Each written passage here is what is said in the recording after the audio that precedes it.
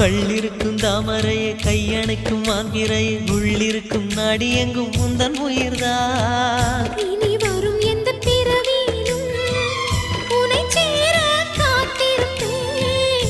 விழி மூடும் இமை போல விலகாமல் வாழ்ந்திருப்பேன்.